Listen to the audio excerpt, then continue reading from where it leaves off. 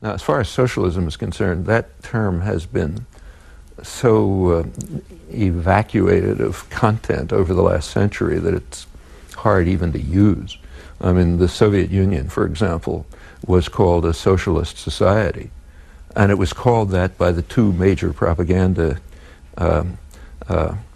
operations in the world, the US, the Western one, and the Soviet one. They both called it socialism for opposite reasons.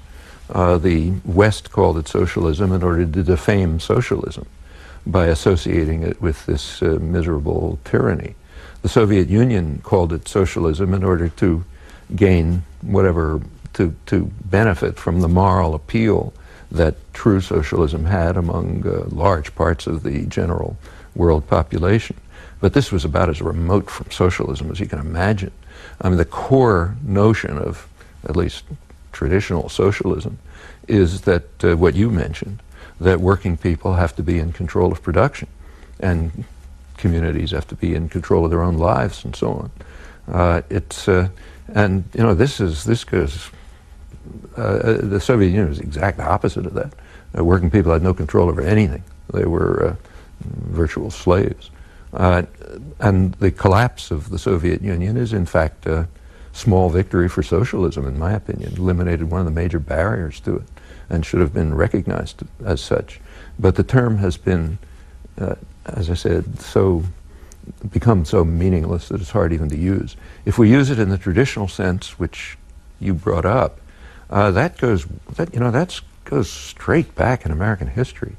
You read the working class press in the mid-19th century, press published by artisans and what were called factory girls, young women from the farms working in the textile mills in eastern Massachusetts, which was the center of beginning of the Industrial Revolution.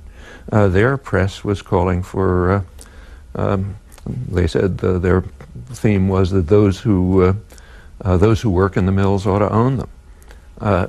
Wage labor, which was called wage slavery, was regarded by most Americans as not very different from slavery. Even the Republican Party regarded wage labor as just at best a preliminary to free labor, but intolerable because it's a kind of servitude. A large part of the northern population fighting the Civil War was fighting under that banner.